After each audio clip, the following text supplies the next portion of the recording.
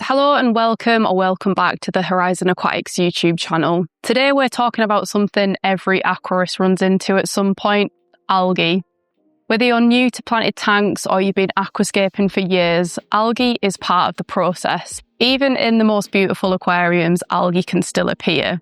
The goal isn't always to eliminate it completely, but to understand what you're looking at and what your tank is trying to tell you.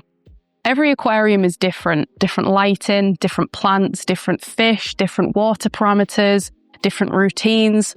So algae never has just one single cause. But if you can correctly identify what type of algae you're dealing with, you're already halfway to fixing it. Today we're going to run through some of the more common types of algae we see in aquariums, starting with diatoms. When you see diatoms appear, you'll usually notice a soft brown dusting on the glass, the rocks, and even on plant leaves. This is especially common in new aquariums, and a lot of people think that they've done something wrong, especially when they're new to the world of aquascaping, but most of the time it's just part of the tank maturing. Diatoms thrive in young systems where the biological filtration hasn't fully stabilised yet, and they also feed on silicates in the water. So silicates can come from brand new sand, rocks, or even tap water. And in a new tank, there's often plenty of silica available, and diatoms are very good at using it.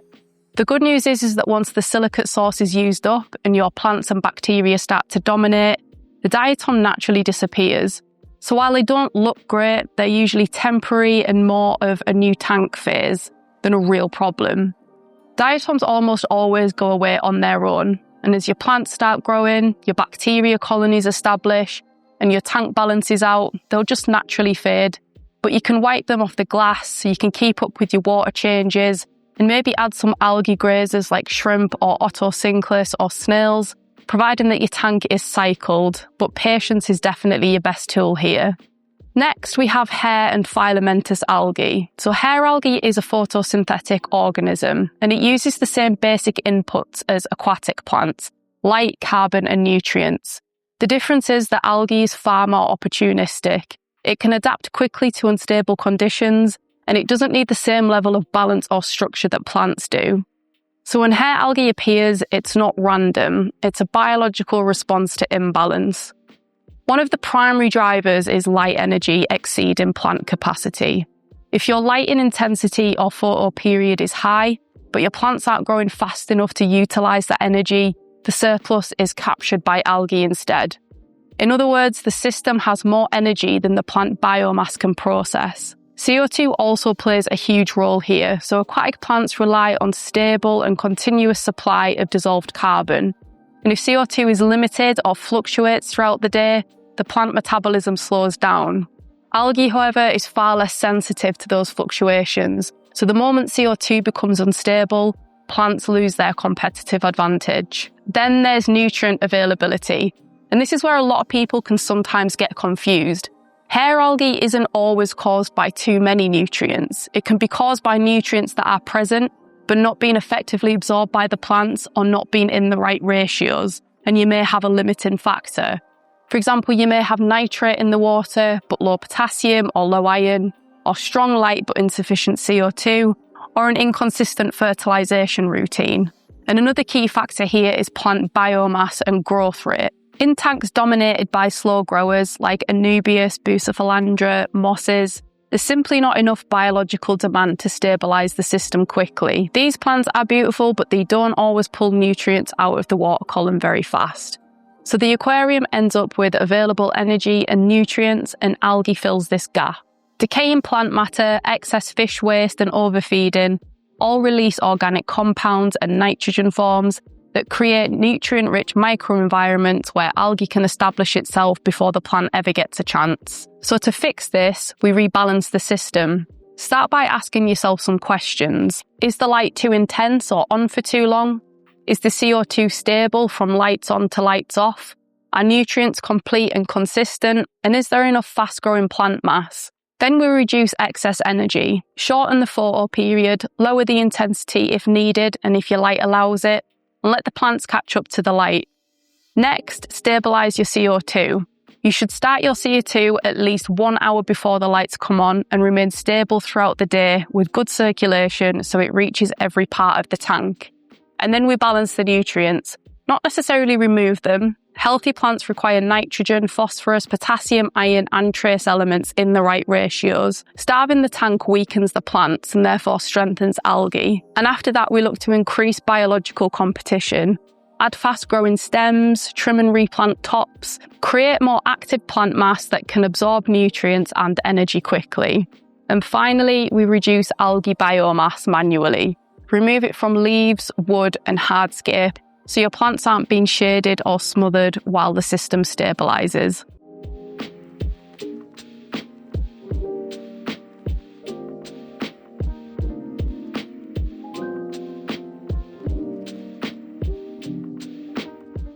Now let's talk about the dreaded BBA or black beard algae.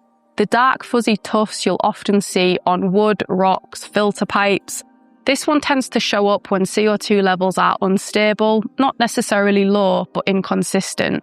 We've established plants really dislike fluctuations, and if CO₂ comes on too late, turns off too early, or isn't evenly distributed, BBA can take advantage. Organic waste build-up and lighting may also encourage it, but they usually aren't the root cause. And here's something that a lot of aquascapers who have dealt with BBA before may notice, and that's that it almost always shows up in areas of high flow, such as inlets, spray bars, lily pipes, or on wood or rock that's directly in front of the outflow.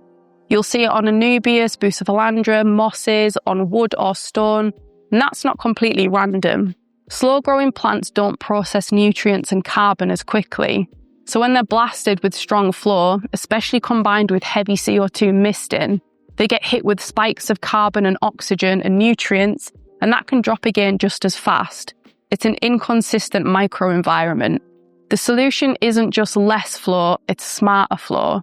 You still want good circulation, but you don't want your outlet blasting directly onto slow growers or hardscape focal points.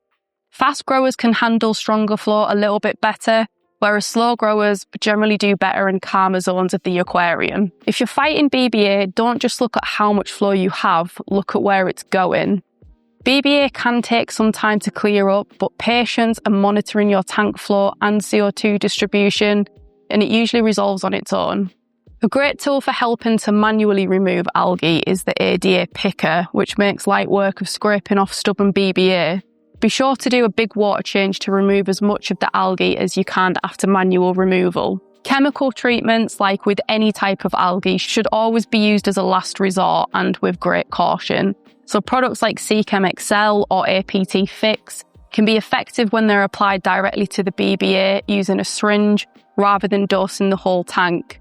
When spot treated properly, the BBA will usually start to turn red or pink after a day or two, and that's a clear sign that it's dying. And at that point, some shrimp and snails are a little bit more likely to graze on it and help it clean up more naturally. But remember, treatments don't fix the cause, they just remove the symptom. Long-term control always comes from improving balance, plant health, and flow management. Next up is Staghorn Algae. And if you've ever seen stiff, branching grey or dark green strands, that's exactly what this is. So much like BBA, Staghorn is a type of red algae, even though it doesn't look red in the tank. Under stress or when it's dying, it often turns pink or red, which gives you a big clue that you're dealing with this group. You usually see it growing on hardscape, plant edges, filter pipes, and slow-growing plants. It doesn't form soft mats like hair algae. Instead, it's rigid, wiry, and very stubborn. Staghorn thrives when the tank is in a state of carbon imbalance. That usually means one of three things. The CO₂ levels are too low, the CO₂ is unstable, or organic waste is building up faster than the plants can process it.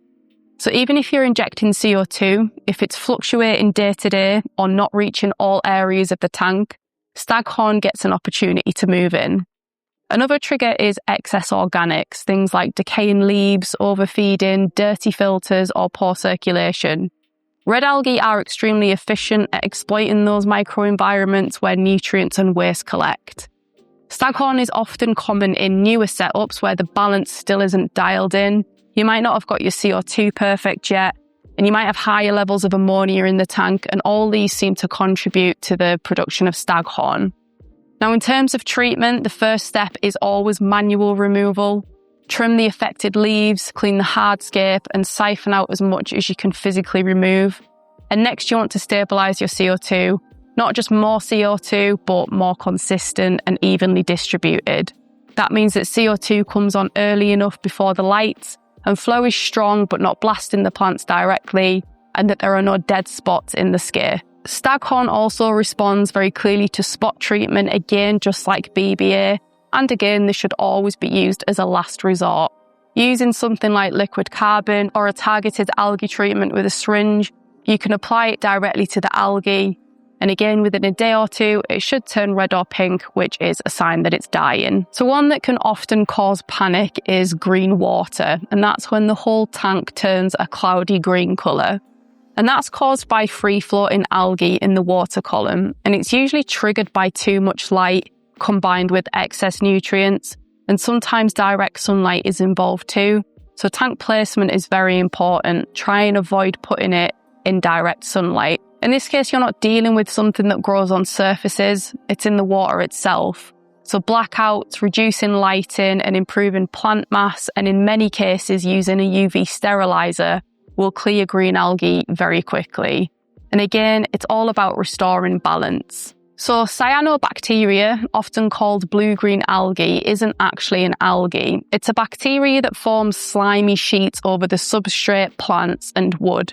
And unlike true green algae, it thrives in low oxygen, stagnant zones with lots of organic waste, and it can be a sign that circulation, oxygenation and biological competition aren't quite balanced. That's why you'll often see it in the corners or behind wood or on the substrate where the water flow isn't as good in the tank. The first step in correcting cyanobacteria is to improve flow and oxygen levels so that there aren't low oxygen microzones.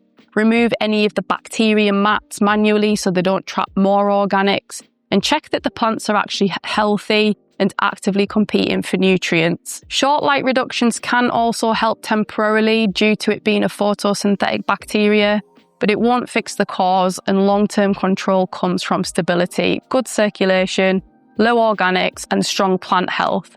Once those things are in place, cyanobacteria loses its advantage. Chemical treatments or sterilisation can be used, but only after you've addressed the cause and not before. One product that is designed for this is Fight and Get Sol from ADA, which contains a bactericidal component that can target and suppress cyanobacterial growth. The formulation is viscous, meaning that it can be applied precisely where it's needed using a syringe, rather than dispersing it throughout the entire tank. And that helps it stay in place longer at the site of the problem and increase the contact with the bacteria. So the big takeaway here is that algae isn't your enemy, it's feedback. It's your aquarium telling you that something is out of balance. Light, CO₂, nutrients, flow, maintenance, all of these things work together, and when one is off, algae generally appears. When they're in harmony, plants dominate and the tank becomes clear, stable and easy to maintain, and for the most part, algae-free.